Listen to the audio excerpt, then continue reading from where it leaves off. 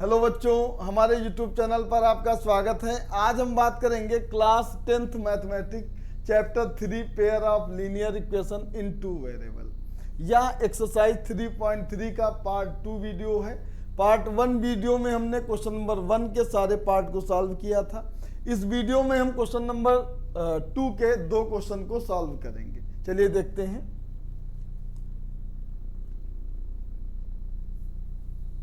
Question number 2 दे रखा है, form the pair of linear equation in the following problem.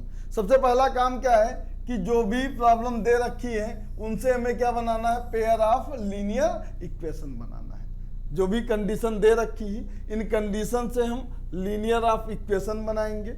उसके बाद जब इक्वेशन बन जाएंगी तो उनके हमें सोल्यूशन भी निकालना है। कौन से मेथड से निकालना है, एलिमिनेशन मेथड से निकालना है। तो सबसे पहला काम क्या है कि जो भी प्रॉब्लम दे रखी है इनमें 2 कंडीशन होंगी। 2 कंडीशन से आपको 2 लीनियर इक्वेशन बनाना है। पहली कंडीशन से पहली लीनियर इक्वेशन बनेगी, दूसरी कंडीशन से दूसरी लीनियर इक्वेशन बनेगी। फिर इन दोनों लीनियर इक्वेशन को हम एलिमिनेशन मेथड से सॉल्व भी करेंगे। चलिए क्वेश्चन को रीड करते हैं। पहले क्वेश्चन नंबर 2 का फर्स्ट पार्ट दे रखा है कि if we add 1 to the numerator and 1 to the subtract 1 from denominator। पहला कंडीशन दे रखा है कि यहाँ पर न्यूमरेटर में 1 ऐड करते हैं, सब्ट्रैक्ट करते हैं डिनोमिनेटर में, तो फ्रैक्शन 1 के इक्वल हो जाता है। दोबारा बताया है it becomes 1/2 if we only add 1 to the denominator। What is fraction, हमें निकालना क्या है, यहाँ पर फ्रैक्शन निकालना है। तो जो चीज हमें निकालना होता है सबसे पहले हम उसको लेट कर लेते हैं। तो यहां लेट कर लेंगे, let fraction be x by y. जो भी फ्रैक्शन होता है वो एक्स बाई वाई के टाइम का होता है, जहां पर एक्स न्यूमरेटर होता है और वाई क्या होता है, डिनोमिनेटर होता है। लिख देते हैं यहां पर where x is numerator and y is denominator।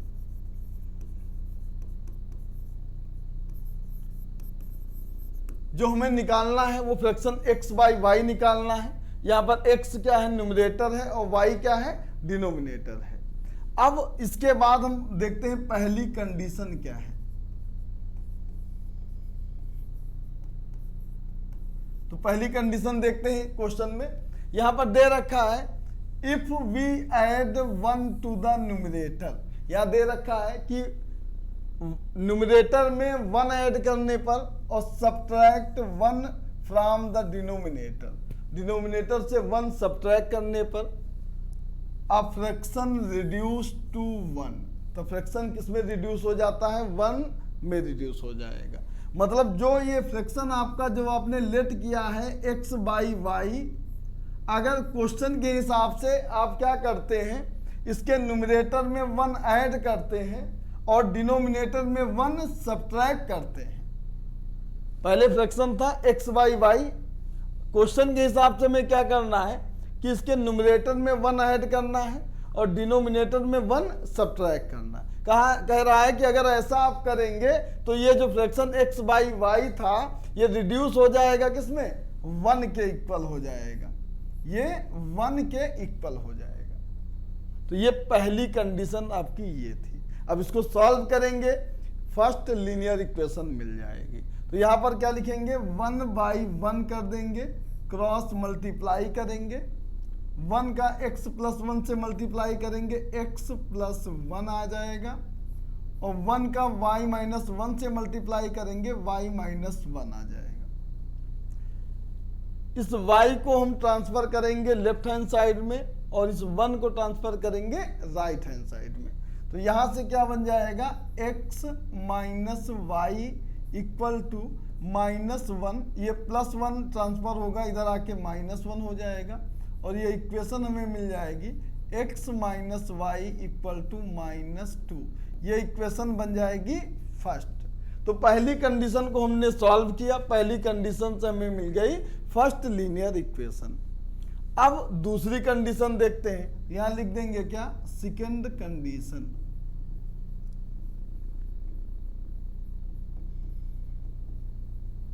तो सेकंड कंडीशन देखते हैं क्या लिखा है। लिखा है इट बिकम्स 1/2। इट बिकम्स मतलब जो फ्रैक्शन हमें निकालना है वह फ्रैक्शन किसके इक्वल हो जाएगा, 1/2 के इक्वल हो जाएगा। लेकिन कंडीशन क्या दे रखा है, if we only add 1 to the denominator.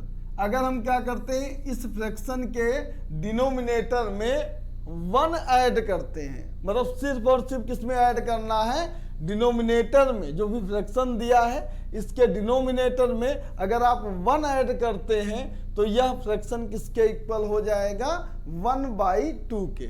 तो हम सेकंड कंडीशन के हिसाब से ये फ्रैक्शन था हमारा x/y जो हमने लेट किया था।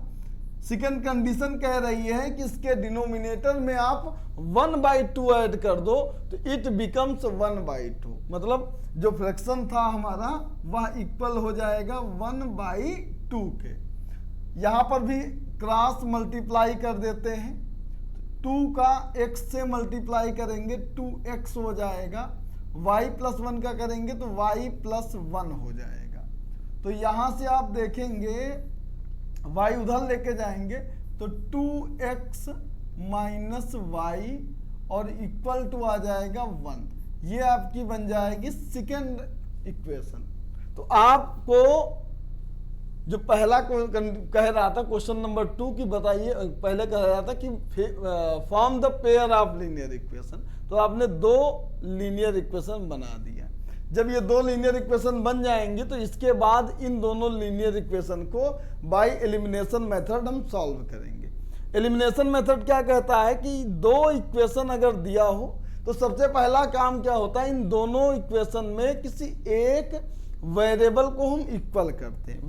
वेरिएबल को इक्वल करने का मतलब ये है कि जैसे यहाँ पर y लिखा है और यहाँ पर y लिखा है, तो इस y का जो कोएफिशिएंट हो तो इस y का भी अगर वही कोएफिशिएंट हो तो वेरिएबल क्या हो जाएगा, ये एक वेरिएबल का टर्म क्या हो जाएगा, इक्वल हो जाएगा।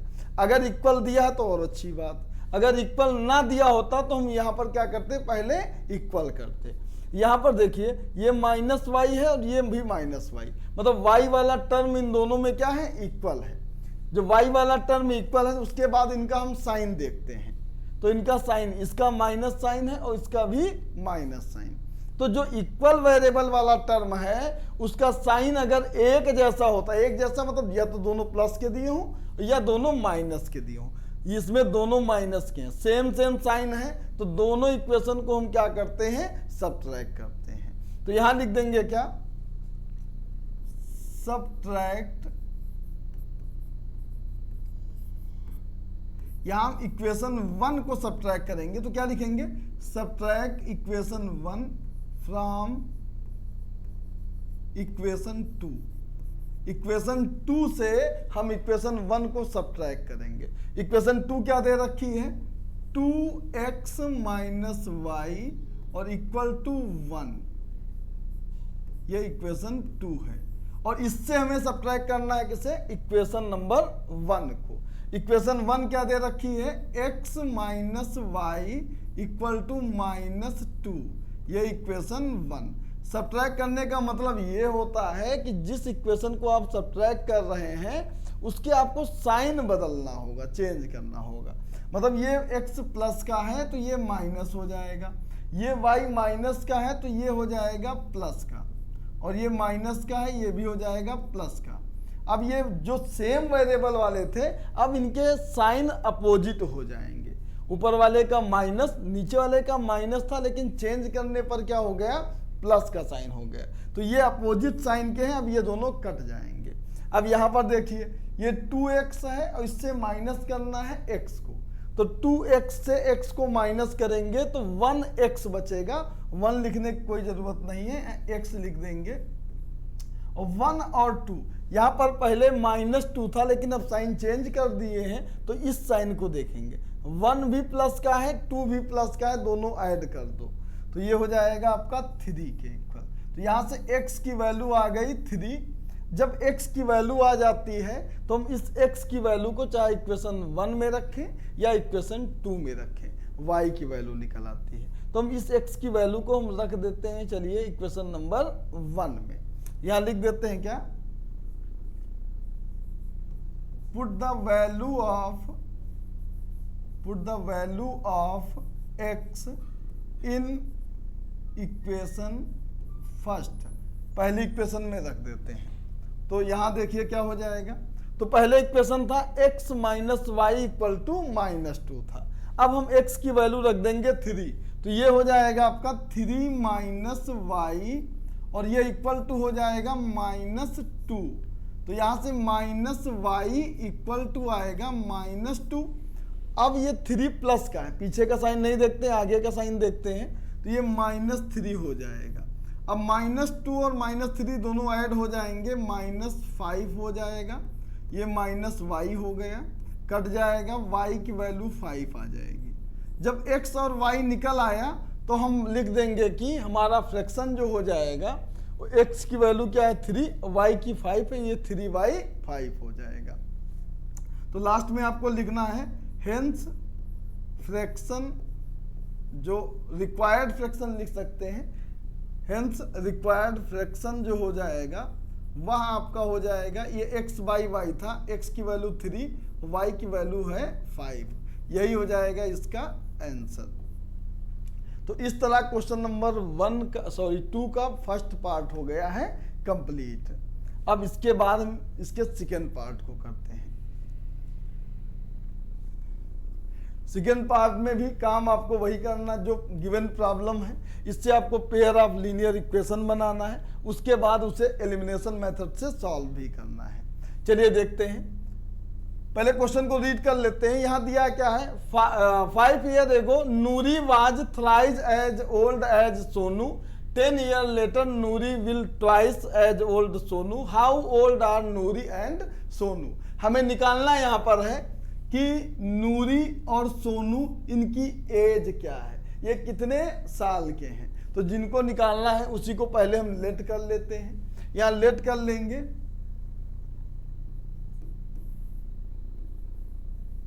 लेट एज ऑफ, पहला क्या है Noori, age of Noori be x year, कि नूरी जो है वो x साल की है, एंड सोनू इज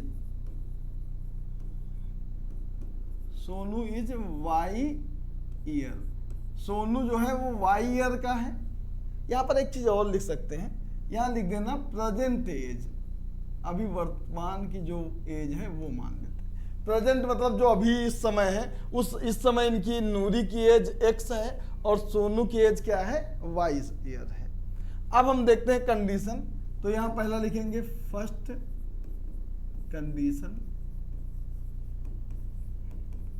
तो पहली कंडीशन दे रखी है 5 year ago Noori was thrice as old as Sonu, मतलब 5 साल पहले, अभी से जो भी एज है उस एज की 5 साल पहले के बारे में बताया जा रहा है कि जो ये नूरी है ये सोनू की एज की क्या थी, 3 गुनी थी।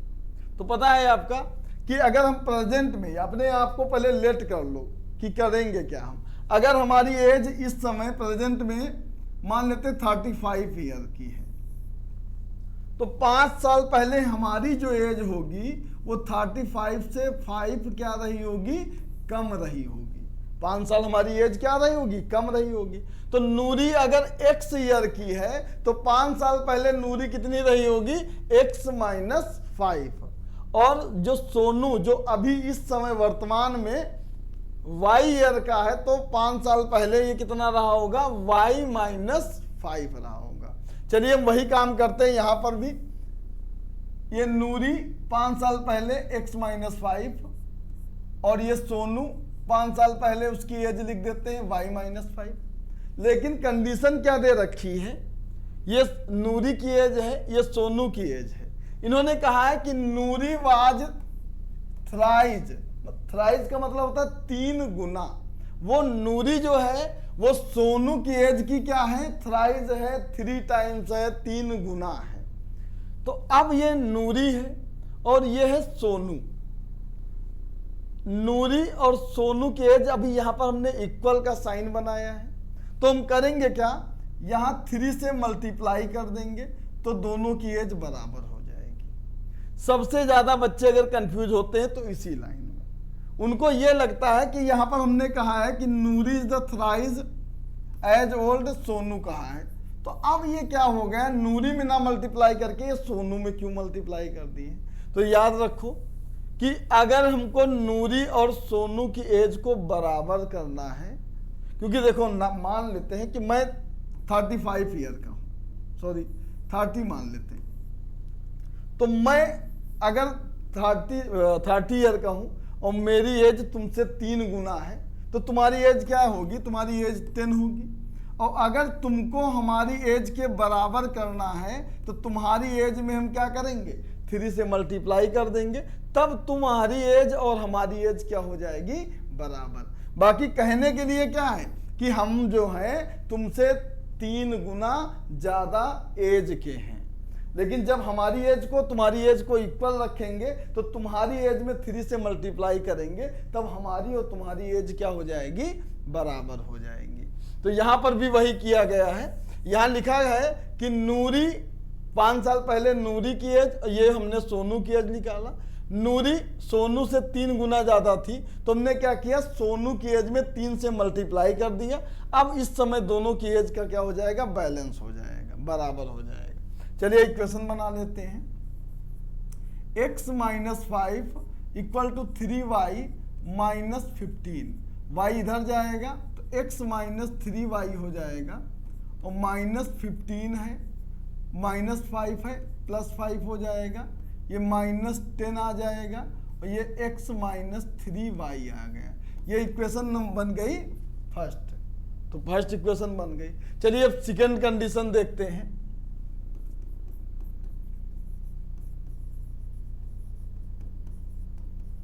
सेकंड कंडीशन देखते हैं, तो सेकंड कंडीशन में दे रखा है 10 ईयर लेटर। इस बार बात की गई है 10 साल बाद की एज की। क्या कंडीशन है कि नूरी वाज या Noori will be twice as old as Sonu.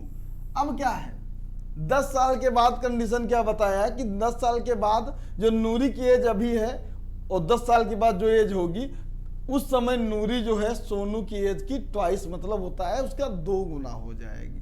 तो हम लिखते हैं, चलिए जैसे 5 साल में हमने x में 5 माइनस किया था, तो 10 साल बाद वाले में दोनों में प्लस कर देंगे।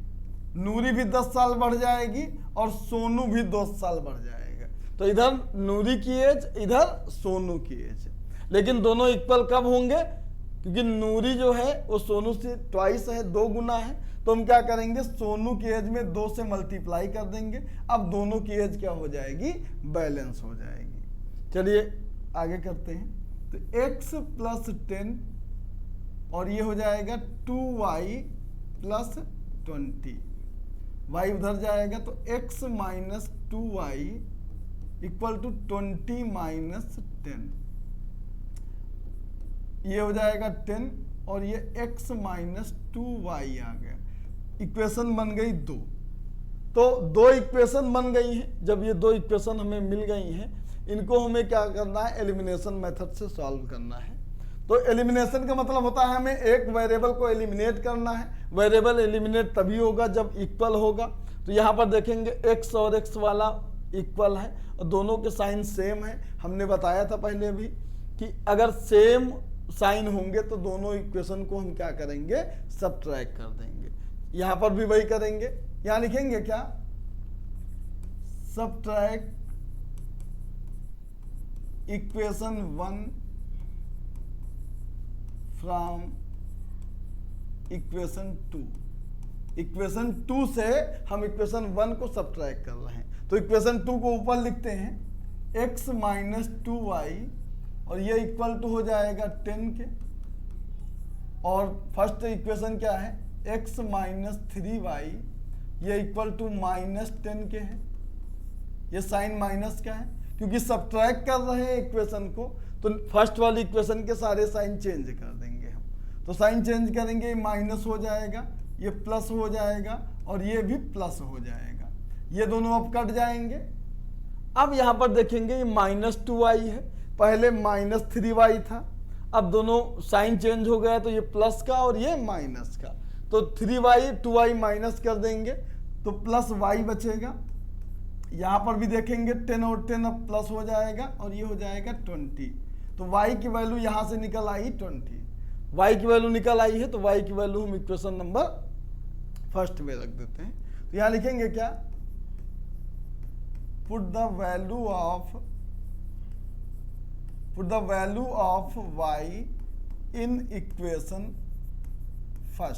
फर्स्ट में रखेंगे तो x -3 इंटू ये 20 हो जाएगा इक्वल टू -10 हो जाएगा, तो यहाँ से x -60 हो जाएगा इक्वल टू -10 हो जाएगा, तो यहाँ से x इक्वल टू आ जाएगा -10 और +60, दोनों को माइनस कर देंगे तो 50 आ जाएगा।